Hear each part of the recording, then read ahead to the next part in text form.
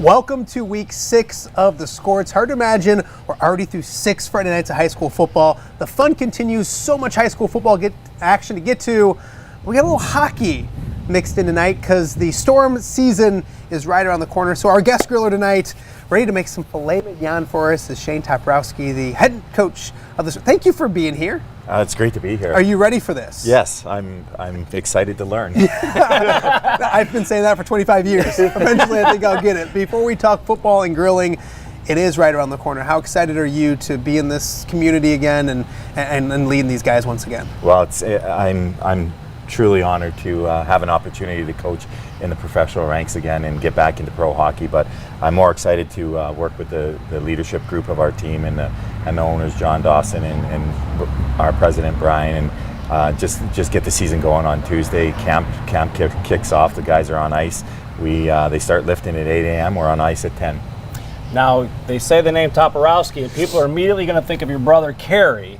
So, what's it like to be back here and playing in a barn that has his jersey in the rafters? Well, you know what? He did a heck of a job for the role he played in hockey. Yeah. It's not one that I wish on anybody, but when he was pursuing his career, it's a niche he found that that he was able to pursue his game and took it to a high level, and I'm proud of him and what he accomplished in the game as well as he's proud of each of his family members, what they've done in the game. Absolutely. We got a lot more to talk about, hockey to talk about, Toporowski's to talk about. We'll do that throughout tonight's show, but we're going to get to the football action itself. And we'll start over at Tuvel Stadium. Bettendorf came in 5-0, undefeated on the season, looking to continue that against Cedar Rapids Kennedy. Second quarter in this one.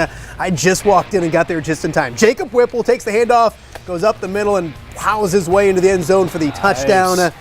It was 14-6. Bulldogs looking good. Bettendorf's always good on defense. That remained the same tonight as Henry Gills with the interception right here. He turns it deep into enemy territory. Bettendorf gets the ball on offense, and they get right back to work. They do so on the ground. Will Taylor following his blockers nicely. He'll pick up 15 more yards and another first down. They can't get 6 on this drive, but they have one of the best kickers in the state, Caden Burr. Buries the 41-yard field goal right here. That would make it. You think that one looks easy. After a stop on defense, late first half. How about from 56 yards away? Oh, wow. And he clears it by about 10 yards. Nice. Wow. Impressive from Burr. It was 27-6 at the half. We'll show you a final score. Fourth quarter right now. Bettendorf will be 6-0 very, very soon. It's a powerful boot. Just up the road, a huge showdown of 4A. 4-1 Northcott welcoming State Power's Cedar Rapids Xavier to town. Opening drive for the Lancers. They're going to go up top. Chase Smith throwing it deep, and Kai Smith, the big fella, will go up and get it.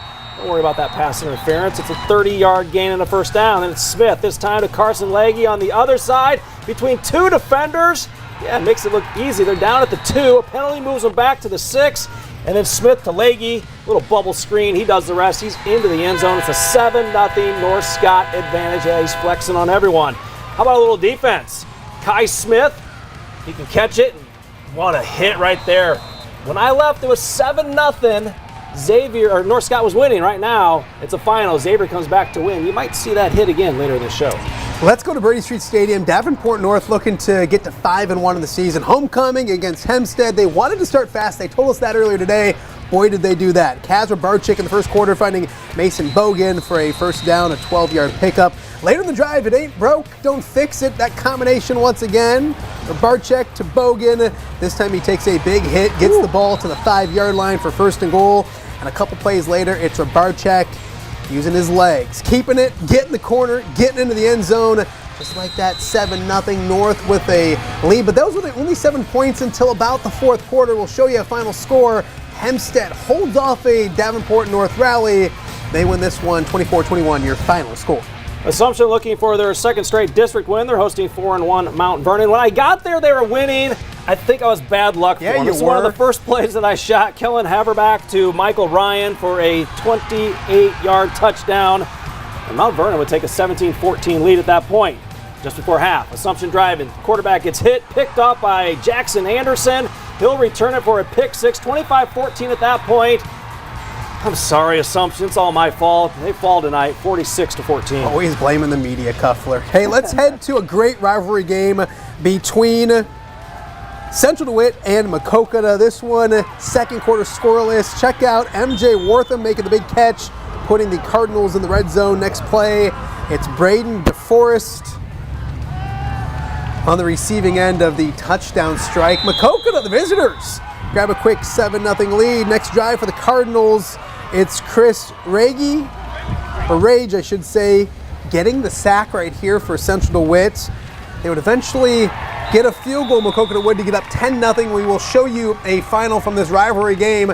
Not a ton of offense in this one. It goes the way of... Maybe? Psych, we don't know right now, but we're going to get back to this. Brian Stocking will be behind this. We'll figure out who won this game in just a second. Hey, let's get to the Western Big Six. A good one. Great rivalry between Sterling and Geneseo. Maple Leafs opening drive. It's Colton Schmoll with the cutting through for the first down. Thank you. And then on fourth down, it's Sterling coming up with the big stop right there on defense. Sterling on offense gets right to work. It's Drew Nettleton. The screen pass to Caden Phillips. He's so dangerous in space. Makes a couple people miss. Picks up a big first down. Great shooting by a young Greg Armstrong. Later, they cap off the drive. Kobe Shipma finds the end zone, give him a 6-0 lead. Scoring was at a minimum at Roscoe Eads, but it's the Golden Warriors winning their third straight, 13-6 your final score. And we are happy to be joined now by the head coach of the Golden Warriors, John Schlemmer. First and foremost, you look nice and comfy. You guys got done early tonight, didn't you, Coach? It was an early game, yeah. It was a quick game, so yeah. It's thanks for having me on. Absolutely, congratulations. I know it wasn't the start to the season you guys wanted. What's it meant for you guys and these kids to kind of bounce back in recent weeks and put yourselves right into the mix when it comes to a postseason berth and then some? Yeah, I'm proud of our kids because, you played two good programs right off the bat, and things didn't go our way, and we had a lot of kids playing for the first time on those Friday nights. So, last 4 weeks, I think our kids are getting better.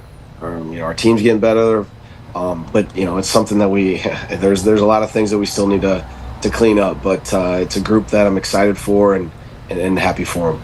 John, you've played Geneseo and won against them the last 10 years in a row now. What's that mean to you, to the players, and knowing the rivalry and the history behind this game? Well, we've had a lot of good players, and our players have made that they got a lot more to do that than I do. So, it's a good rivalry. We got a lot of respect for them. Larry and obviously Coach Furlong now, and we just want to get the next one. That's the one that matters the most. So, it's a good rivalry. I think it means a lot to our community and to our alumni. So I'm proud of it. I'm proud of our kids for going to work and doing what was asked of them. All right, Coach, before we let you go, Corey just said that's like 10 straight. So, you used to be the young, energetic head coach. I'm not going to call you old, but you've been doing it for a little bit. Yeah, the hairs, I feel you, brother. I feel you. Friday nights are still special is kind of what I'm trying to say. It's still something that's fun. It's still energetic for you, even after all these years of doing it, isn't it? And you're not that old. It ain't getting old, man. It ain't getting old. It's this is fun. This is fun, and I loved new crews and new teams, and to see our kids, and now I got little kids and my wife, and they're out running around, and so those things are special to me now as I get older. But to see those seniors tonight, enjoy a homecoming win, that's what it matters. So it was a good team win by us against a good program. Coach, go enjoy it. We always enjoy seeing you. We'll talk to you again real soon. Appreciate you. Thanks, guys. All right, let's head to the Soul Bowl. Time to go to the Soul Bowl. United Township looking to get back to 500. Rock Island still looking for their first win. Third quarter, UT leads 13-0. Christian Peterson with the pass to Cohen Parsons. It's good for the first down. A couple plays later, it's Isaiah Navarrete fighting in for the touchdown that puts United Township up 19-0. And that starts a chain of events for the Panthers. Kicker Caden Maroff with the onside kick, and he recovers it for the Panthers. And the very next play, Christian Peterson passes the ball to Josiah Massey. He makes the catch and dodges a whole crew of rocks to make it into the end zone. The Panthers take this one 34-7. That's final. United Township's first victory over Rock Island since 13 years. 2011. So it's been a while, so that's a good thing. Hey, we're hanging out with Shane Toprowski, high school football and hockey. It's a great combination. And we want to thank you for classing it up a little bit because they don't usually let us have like filet mignon, but that's if the guest wants it. Well, it's been a while since I've, the price of meat right now. You can't buy it at home. Might as well put it on the station. I love this guy. Hey, we're going to talk more about hockey. We got a lot more football to get to. Don't you go anywhere. You're watching The Score.